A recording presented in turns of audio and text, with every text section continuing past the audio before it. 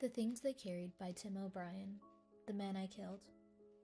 His jaw was in his throat, his upper lip and teeth were gone.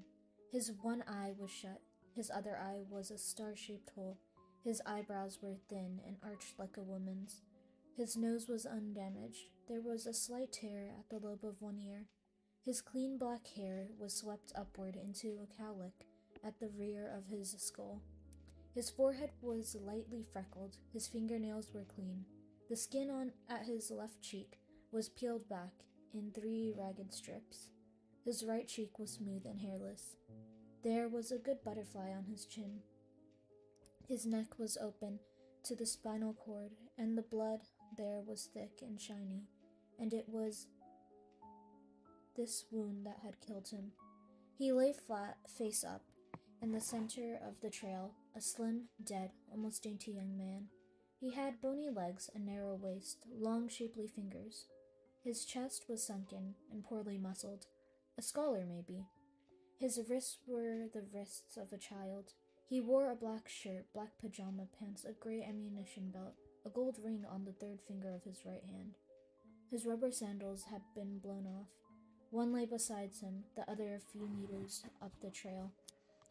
He had been born, maybe in 1946, in the village of Manki, near the central coastline of Quang Ngai province, where his parents farmed, and where his family had lived for several centuries, and where, during the time of the French, his father and 2 uncles and many neighbors had joined in the struggle for independence. He was not a communist. He was a citizen and a soldier. In the village of Manki, as in all of Quang Ngai, patriotic resistance had the force of tradition, which was partly the force of legend, and from his earliest boyhood the man I killed would have listened to the stories about heroic Trung sisters, the Trana Hung Do's famous rout of the Mongols, and Le Loi's final victory against the Chinese at Tong. He would have been taught that to defend the land was a man's highest duty and highest privilege. He had accepted this. It was never open to question. Secretly, though, it also frightened him. He was not a fighter. His health was poor, his small body small and frail. He liked books. He wanted some day to be a teacher of mathematics. At night, lying on his mat, he would not picture himself doing the brave things his father had done, or his uncles, or the heroes of the stories. He hoped in his heart that he would never be tested. He hoped the Americans would go away. Soon, he hoped. He kept hoping and hoping, and always, even when he was asleep. "Oh man, you trashed the," Azar said. "You scrambled his sorry self. Look at that. You did. You laid him out like shredded wheat." "Go away," Kiowa said. "I'm just saying the truth, like oatmeal." "Go," Kiowa said. "Okay then, I take it back," Azar said. He started to move away, then stopped and said, "Rice Krispies, you know? On the dead test, this particular individual gets an A+. Smiling at this, he shrugged and walked up the trail toward the village behind the trees. Kiowa kneeled. "Just forget that curd," he said. He opened up his canteen and held it out for a while, and then sighed and pulled it away. "No sweat, man. What else could you do?" "Later," Kiowa said. "I'm serious. Nothing anybody could do. Come on, stop staring." The trail junction was shredded by a row of trees and a tall brush. The slim young man lay with his legs in the shade. His jaw was in his throat. His one eye was shut and the other was a star-shaped hole. Kiowa glanced at the body. "All right, let me ask a question," he said.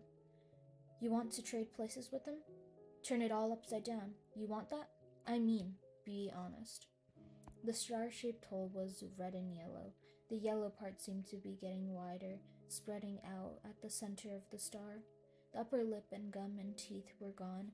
The man's head was cocked at a wrong angle, as if loose at the neck. The neck was wet with blood. Think it over, Kiowa said. Then later, Tim, it's the war.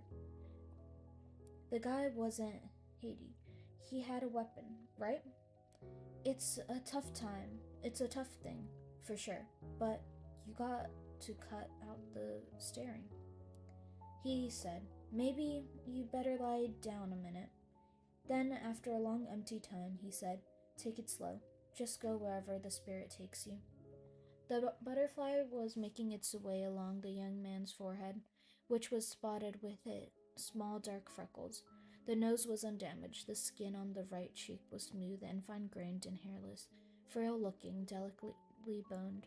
The young man would not have wanted to be a soldier, and in his heart would have feared performing badly in battle. Even as a boy growing up in the village of Maiki, he had often worried about this. He, imagining covering his head and lying in a deep hole and closing his eyes and not moving until the war was over. He had no stomach for violence. He loved mathematics. His eyebrows were thin and arched like a woman's. At school, the boys sometimes teased him about how pretty he was.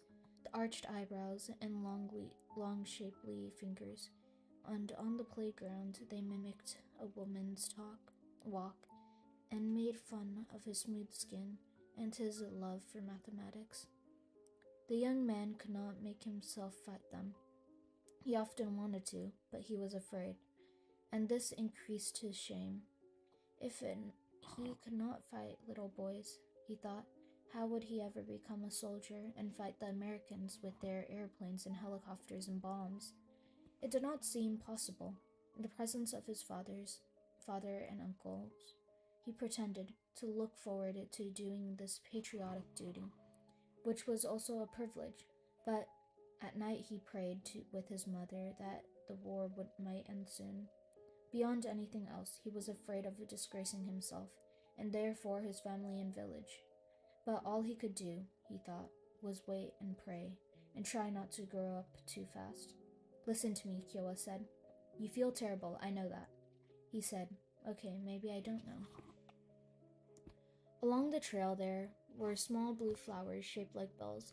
The young man's head was wrenched sideways, not quite facing the flowers, and even in the shade a single blade of sunlight sparked against the buckle of his ammunition belt. The left cheek was peeled back in 3 ragged strips. The wounds at his neck had not yet clotted, which made him seem animate, even in death. The blood still spreading out across his shirt. Kiowa shook his head. There was some silence before he said, stop staring.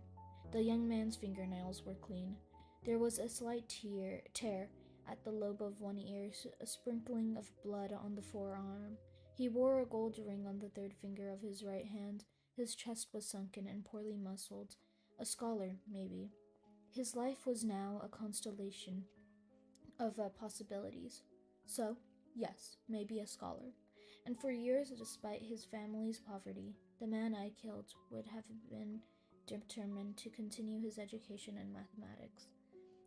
The means for this were arranged, perhaps through the village liberation cateries. And in 1964, the young man began attending classes at the University in Saigon, where he avoided politics and paid attention to the problems of calculus. He devoted himself to his studies. He spent his nights alone, wrote romantic poems in his journal, took pleasure in the grace and beauty of differential equations.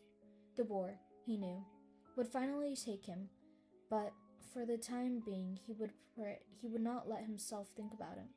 He had stopped praying. Instead, now he waited. And as he waited in his final year at the university, he fell in love with a classmate, a girl of 17, who one day told him that his wrists were like the wrists of a child, so small and delicate, who admired his narrow waist and the cowlick that rose up like a bird's tail at the back of his head. She liked his quiet manner. She laughed at his freckles and bony legs. One evening, perhaps, they exchanged gold rings. Now one eye was a star. You okay? Kyowa said. The body lay almost entirely in shade. There were gants at the mouth, little freckles of pollen drifting above the nose. The butterfly was gone. The bleeding had stopped, except for the neck wounds. Kyowa picked up the rubber sandals, clapping off the dirt, then bent down to search the body. He found a pouch of rice, a comb, a fingernail clipper, a few soiled pastures, a snapshot of a young woman standing in front of a parked motorcycle. Kyowa placed these items in his rucksack along with the gray ammunition belt and rubber sandals. Then he squatted down. I'll tell you something. I'll tell you the straight truth, he said. The guy was dead the second he stepped on the trail. Understand me? We all had him zeroed. A good kill, weapon, ammunition, everything. Tiny beads of sweat glistened at Kyo's forehead. His eyes moved from the sky to the dead man's body, to the knuckles of his own hands. So, listen, you best pull your shit together. You can't just sit here all day. Later, he said, understand? Then he said, 5 minutes, Tim. 5 more minutes, and we're moving out. The one eye did a funny twinkling trick, red to yellow. His neck was wrenched sideways as if loose at the neck, and the dead young man seemed to be staring at the distant object beyond the bell-shaped flowers along the trail. The blood at the neck had gone to a deep purplish black. Clean fingernails, clean hair. He had been a soldier for only a single day. After his years at the university, the man I killed returned with his new wife to the village of Maiki, where he enlisted as a common rifleman with the 48th Viet Cong Battalion. He knew he would die quickly. He knew he would see a flash of light. He knew he would fall dead and wake up in the stories of his village and people. Kyowa covered the body with a poncho. Hey, you're looking better, he said. No doubt about it. All you needed was time. Some mental R&R. He said, man, I'm sorry. Then, later, he said, why not talk about it? Then he said, come on, man, talk. He was a slim, dead, almost a dainty young man of about 20. He lay with one leg bent beneath him, his jaw in his throat, his face neither expressive nor inexpressive. One eye was shut, and the other was a star-shaped hole. Talk, Kyowa said.